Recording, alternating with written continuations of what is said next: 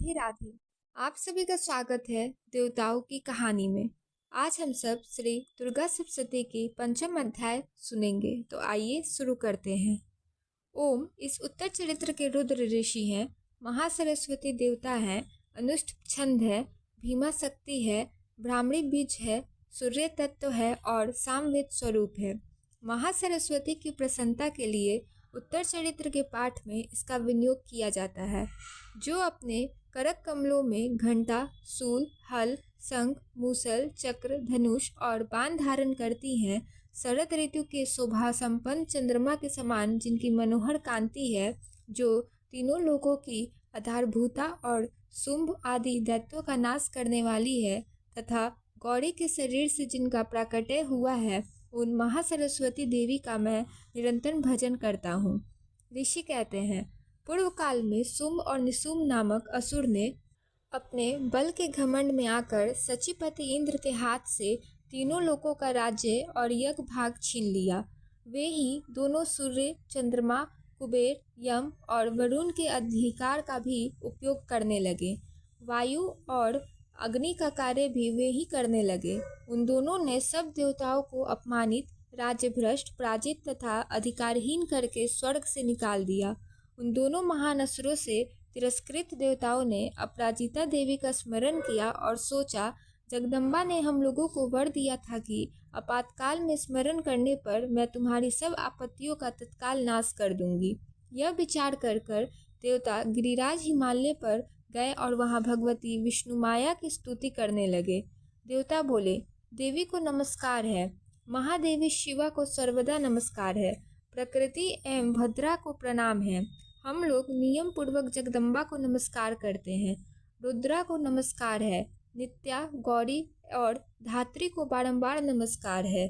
ज्योत्सनामयी, चंद्ररूपिणी एवं सुख स्वरूपा देवी को सता प्रणाम है। शरणागतों का कल्याण करने वाली वृद्धि और सिद्धि रूपी देवी को हम बारंबार नमस्कार करते हैं। निरयति राजाओं की लक्ष्मी तथा सार्वनी बार बार नमस्कार है। दुर्गा, दुर्गपरा, सारा, सर्वकारिणी, ख्याति, कृष्णा और ध्रुमा देवी को सर्वदा नमस्कार है। अत्यंत सौम्य तथा अत्यंत रुद्र रूपा देवी को हम नमस्कार करते हैं, उन्हें हमारा बारंबार प्रणाम है। जगत की आधारभूता कीर्ति देवी को बारंबार नमस्कार है। जो देवी सब प्राणियों में विष्णु माया के नाम से कही जाती हैं, उनको नमस्कार, उनको नमस्कार, उनको बारंबार नमस्कार है। जो देवी सब प्राणियों में चेतना कहलाती है, उनको नमस्कार, उनको नमस्कार, उनको बारंबार नमस्कार है। जो देवी सब प्राणियों में बुद्धि रूप से स्थित है, उनको नमस्कार, उनको नमस्कार, उनको बारंबार नमस्कार है। जो देवी सब प्राणियों में निद्रा रूप से स्थित है, उनको नमस्कार, उनको नमस्कार, उनको बारंबार नमस्कार है। जो देवी सब प्राणियों में क्षुधा रूप से स्थित है, उनको नमस्कार, उनको नमस्कार, उनको बारंबार नमस्कार है। जो देवी सब प्राणियों में छाया रूप से स्थित है, उनको नमस्कार, उनको नमस्कार, उनको बारंबार नमस्कार है। जो देवी सब प्राणियों में शक्ति रूप से स्थित है, उनको नमस्कार, उनको नमस्कार, उनको बारंबार नमस्कार है। जो देवी सब प्राणियों में तृष्णा रूप से स्थित है, उनको नमस्कार, उनको नमस्कार, उनको बारंबार नमस्कार है।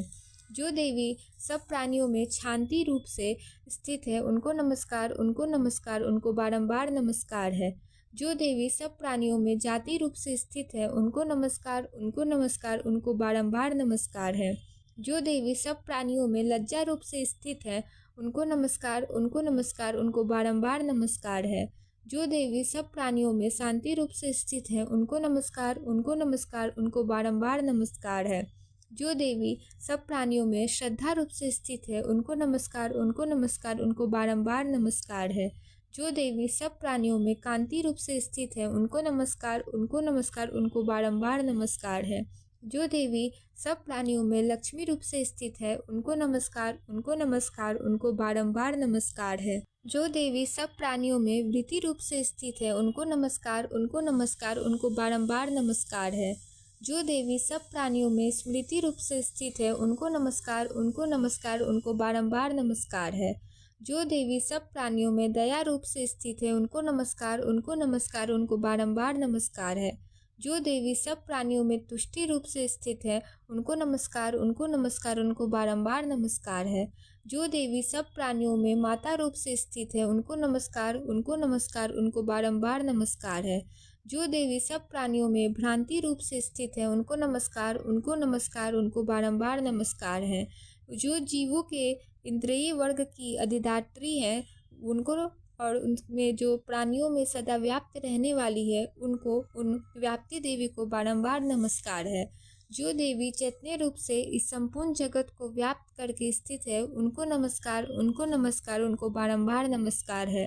पूर्व काल में अपने अभिष्टि की प्राप्ति होने से देवताओं ने जिनकी स्तुति की तथा देवराज इंद्र ने बहुत दिनों तक जिनका सेवन किया, वह कल्याण की साधन भूता ईश्वरी हमारा कल्याण और मंगल करे तथा सारी आपत्तियों का नाश कर डाले। उगत दैत्व से सताए हुए हम सभी देवता जिन परमेश्वरी को इस समय नमस्कार करते हैं तथा जो भक्ति से विनम्र पुरुषों द्वारा स्मरण की जाने पर तत्काल ही संपूर्ण विपत्तियों का नाश कर देती है, वे जगदम्बा हमारा संकट दूर करे। ऋषि कहते हैं, राजन, इस प्रकार जब देवता स्तुति कर रहे थे उस समय पार्वती देवी गंगा जी के जल में स्नान करने के लिए वहां आई। उन सुंदर भुवों वाली भगवती ने देवताओं से पूछा, आप लोग यहाँ किसकी स्तुति करते हैं?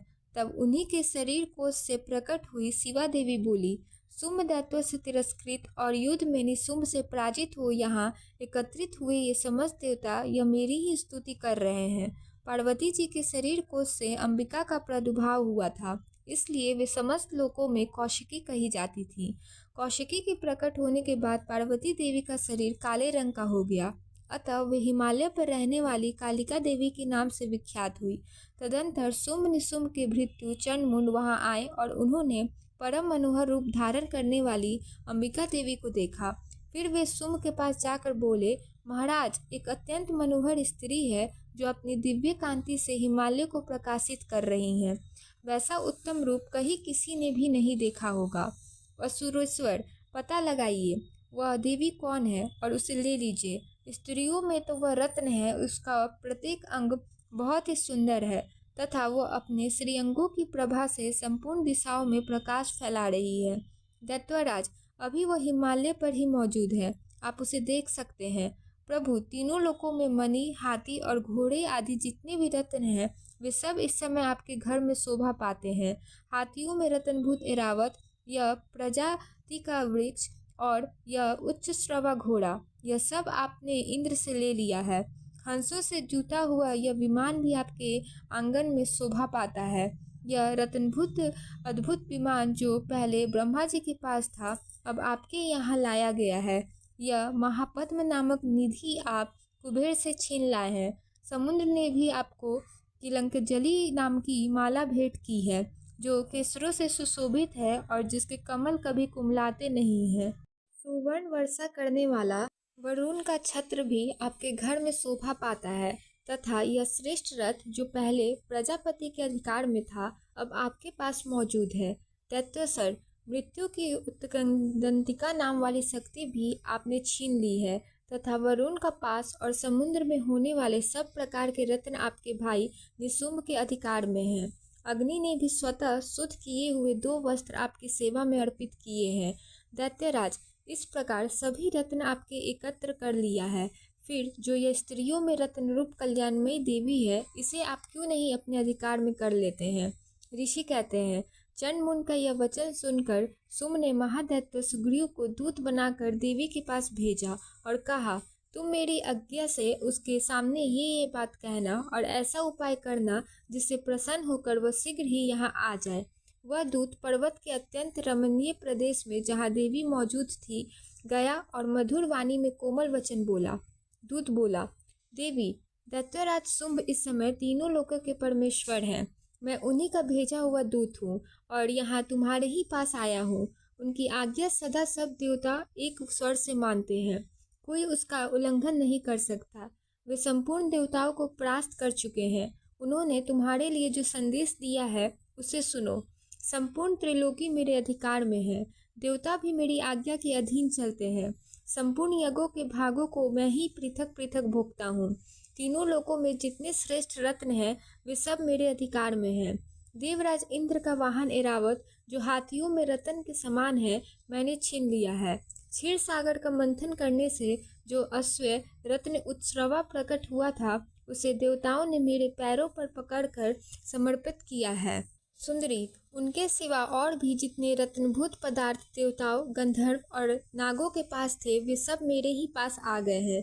देवी, हम लोग तुम्हें संसार के स्त्रियों में रत्न मानते हैं, अतः तुम हमारे पास आ जाओ, क्योंकि रत्नों का उपभोग करने वाला हम ही हैं। चंचल कटाक्षों वाली सुंदरी, तुम मेरी या मेरे भाई महाप्रक्रमी निशुंभ की सेवा में आ जाओ, क्योंकि तुम रत्न स्वरूपा हो। मेरा वरण करने से तुम्हें तुलना रहित महान ऐश्वर्य की प्राप्ति होगी। अपनी बुद्धि से यह विचार कर तुम मेरी पत्नी बन जाओ। ऋषि कहते हैं, दूत के ये कहने पर कल्याणमयी भगवती दुर्गा देवी, जो इस जगत को धारण करती है, मन ही मन गंभीर भाव से मुस्कुराई और इस प्रकार बोली, दूत, तुमने सत्य कहा है, इसमें तनिक भी मिथ्या नहीं है। शुंभ तीनों लोकों का स्वामी है और निशुंभ भी उसी के समान पराक्रमी है, किंतु इस विषय में मैंने जो प्रतिज्ञा कर ली है, उसे मिथ्या कैसे करूं? मैंने अपनी अल्प बुद्धि के कारण पहले से ही जो प्रतिज्ञा कर रखी है, उसे सुनो। जो मुझे संग्राम में जीत लेगा, जो मेरे अभिमान को चूर्ण कर देगा तथा संसार में जो मेरे समान बलवान होगा, वही मेरा स्वामी होगा। इसलिए शुंभ अथवा महादैत्य निशुंभ स्वयं ही यहाँ पधारे और मुझे जीत कर शीघ्र ही मेरा पानी ग्रहण कर ले। इसमें विलंब की क्या आवश्यकता है? तब दूत बोला, देवी, तुम घमंड में भरी हो, मेरे सामने ऐसी बातें न करो।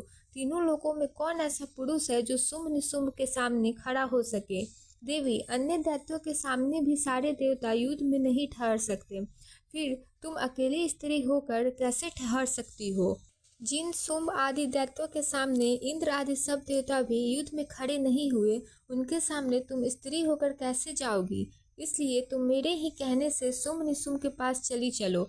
ऐसा करने से तुम्हारे गौरव की रक्षा होगी, अन्यथा जब वे केस पकड़कर घसीटेंगे, तब तुम्हें अपनी प्रतिष्ठा खोकर जाना पड़ेगा।